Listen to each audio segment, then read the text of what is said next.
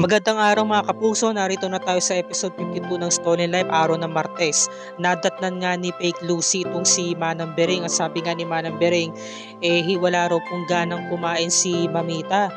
Ilang araw na raw siyang mahinang kumain. Ngayon sabi naman ni Fake Lucy, Manang, ako na ho ang bahala dito. Ako na lang po ang kakausap kay Mamita pero wag niyo po itong ipapaalam kay Darius. Wag niyo na ho itong paalam sa kanya. Sige ho ma'am. Ngayon lumipas na ang isang linggo at nagkita nga sila ni Darius. Sabi ni Darius, Manang Bering, hindi pa rin ho kumakain si Mamita magpasa hanggang ngayon. Kaya dadalhin ko na ho siya sa ospital. Tama ho ang desisyon nyo sir kasi isang linggo na ho siyang hindi kumakain. Ano? Isang linggo na? Opo, wala po siyang ganang kumain eh. Sabi po kasi ni Ma'am Lucy, wag na raw po ipaalam sa inyo. Sige na Mamita, iwan nyo na kami. Lucy, ano ibig sabihin nito? Bakit hindi mo sa akin sinabi agad na malala na pala ang kondisyon ni Mamita dahil isang linggo na pala siyang hindi kumakain? Ano ba gusto mong palabasin ha? Gusto mo mamatay na siya? Siyempre nagdahilan itong si Fake Lucy, sabi niya, Love, ako na nga itong nagpapakahirap pag-alaga kay Mamita. Ayaw ko na lang talaga sabihin sa'yo dahil ayaw kong makadagdag ito ng problema mo. Sasabihin ko na rin naman sa'yo eh. Kaso, nag-aalala ako dahil sa dami na ng pinoproblema mo, ang dami mo nang inaasikaso. Tapos pag sabihin mo pa ako na baka hinihintay ko na lamang yung kamatayan niya, sobrang sakit naman nun love, sobra ka naman sa akin. Ako na nga to nagsasakripisyo para kay Mamita. Pinipilit ko talaga siya pakainin pero ayaw niya talaga, sabi naman ni Darius. Okay love, pasensya ka na, nadala lamang ako ng emosyon ko. Nadala lang talaga ako sa sitwasyon kaya sana maunawaan mo rin ako. Niyakap niya tong si Fake Lucy. Ito naman si Fake Lucy nakangiti. Samantala, sabi naman ni Joyce, nagpapirma daw siya ng mga cheque kay Lucy o kay Para kaya pumunta raw siya sa bahay at nabalitaan daw niya na malala na nga ang kalagayan ni Mamita, hindi na raw kumakain halos isang linggo na. Kaya nag-alala tong si Lucy. Sabi naman ni Lucy o ni Fake Para, hindi raw po pwedeng maging ganun na lamang yung kahinatnan ng buhay ni Mamita na mamatay siya. At syempre, gagawin nga nito ni Fake Para na pumunta siya ulit sa bahay. Sabi naman ni Joyce, ano, makikipagsapalaran ka ulit? Pupunta ka ulit doon?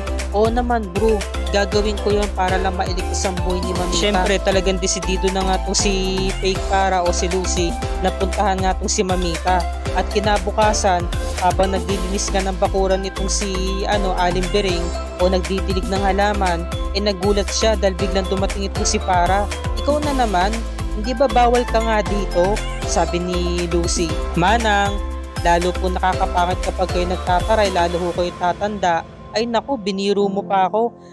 Manang, meron ho akong dalang lugaw para po kay Mamita. Ipakain niyo po ito sa kanya. Alam naman po natin, bawal na po akong pumasok sa loob. Sige na ho Manang, ibigay niyo na ho ito sa kanya para ho talaga to. Para sa kanya po ito, para po kumain na po siya at lumakas na po siya. Pasabi na lang po na galing po sa akin, panigurado kakainin niya po ito. Naku, baka naman may lason to. Wala hong lason yan. Tapos pumasok na kasi Aling Bering. Kinakausap niya sarili niya. Paano kung may lason to? Ay naku, wag na nga lang, itatapon ko na nga lang. Kaso nangihinayang naman ako eh. Paano kung totoo talaga sinasabi ni Ma'am Para?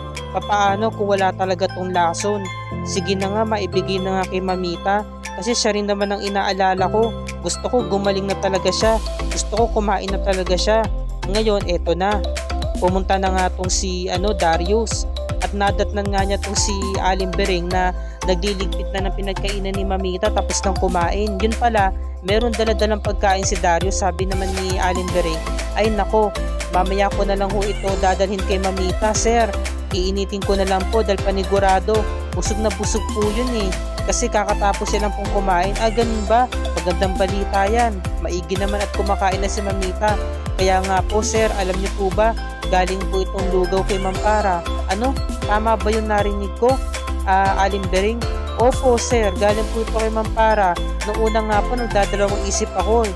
Kasi nag-aalala ko baka may lason ko, sabi naman ni Darius. Naku, ba't niyo ho tinanggap, Manang? Baka kung ano ho yung nilagay po ni Para dyan, baka nilagay niya ng lason. Pero alam mo ba Sir Darius, nagtataka ho talaga ako eh. Pumayag po talaga si Ma'am Ason na si Ma'am Para po mismo yung mag-alaga sa kanya. Nangyari na ho ito sir kasi nung unang punta po rito ni Ma'am Para, si Ma'am Para po nagpakain kay Ma'am Ason at kumain po talaga si Ma'am Ason. Gustong gusto niya po talaga na si Ma'am Para nag-aasikaso sa kanya. Kulang na nga lang po sir i-request ni Ma'am Ason na si Ma'am Para na mag-alaga sa kanya. Sabi, nagulat itong si Darius. Samantala, nagkita na naman ng mag-inang si Belen saka si Lucy o si Para. Tuwang-tuwa mag-ina, sabi niya, magtitirik na ba ako ng kandila? Ay naku, nay darating tayo dyan. Ay naku, mabuti na lang talaga ikaw ang nag-aalaga dyan sa matandang yan. Bilang na araw niya at mamamatay na siya. Kaya maghintay ka na lang at tuluyan niya na mababaon sa hukay yung mga sikreto natin. Talaga lang, nay. Kaso, talagang meron akong problema Bakit? Talaga bang nagsasalita pa rin si Ason? Kaso, dahil sa matandang yan, hindi ko tuloy mapapayag si Darius na pumunta kami ng ibang bansa para makapagbakasyon. Ay naku, konting tiis na lang anak at tuluyan na mamamatay ang matandang yan. Hindi nagagaling yan. Talaga lang, nay, kasi ako na mismo nagbabantay at nag-aalaga sa kanya. Lalo na ngayon, hindi pa siya kumakain. Nag-appear yung dalawang kontrabidang mag-ina. Samantala, sumunod na araw, bumisita na naman tong si Para. Sabi ni Aling Bereng, naku, ikaw na naman. Ay, madumi kamay ko. Manang Bereng, kumain po ba si Mamita doon sa dinala kong lugaw? Ay naku, laging ubos. Kulang na nga lang itataob, laging simot. Eto, nagdala ho ulit ako ng lugaw sa kanya. Nadatnan siya ni Darius. Sabi ni Darius, Para, anong ginagawa mo rito? Bakit pumunta ka pa rin dito? So, natahimik na to si Lucy o si Fake Para. Samantala, dumating na nga tong si Lucy. Sabi niya, Kuya Isaac, nasaan ang Sir Darius mo? Ma'am, nagpunta po siya kay Ma'am Ason. Ngayon, napaisip tuloy itong si Fake Lucy. Samantala, pumunta na nga siya rito kay Mamita. Sabi niya, Manang Bereng, kamusta po ba si Mamita? Kumakain po ba siya? Teka, anong ginagawa ng babae niyan dito?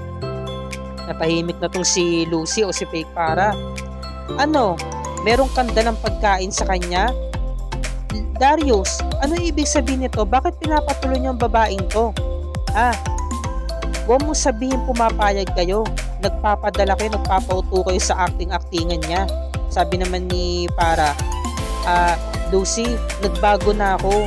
Gusto kong patunayan talaga na nagbago na ako. Wala akong masamang intensyon kay Mamita.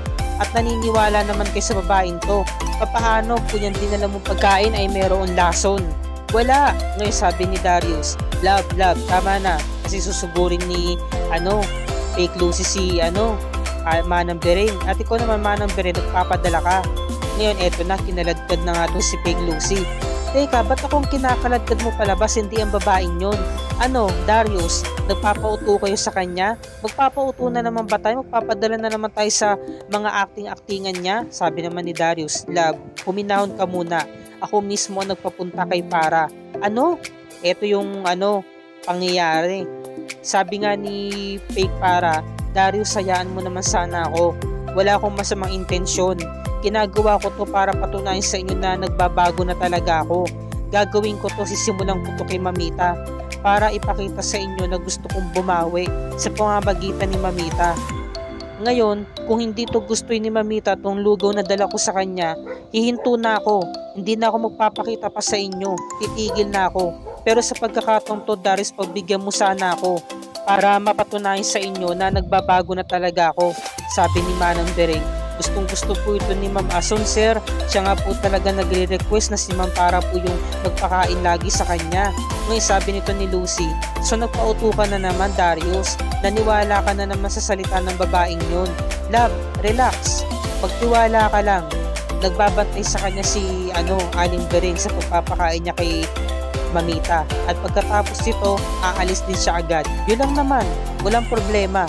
Ngayon nagpaalam na nga itong si Fake Para, Mamita, alis na ho ako. Hayaan niyo po, babalik po ako dito sa susunod. Ngayon ayaw talagang magpapigil ni Mamita, umiiyak siya. Gusto niya makasama niya si Lucy o si Fake Para. Talagang pinipindot niya yung bell niya. Sabi naman ni Darius, Mamita, kinakailangan na po umuwi ni Para. Gustuhin man po natin pero bawal ho talaga, hindi ho pwede. Hindi po siya pwede magstay dito. Nagpupumigla si Mamita, ayaw niyang pauwiin si Para. O sige ho, Mamita, payag na ako. Mag-i-stay po muna ng isang gabi rito si Para.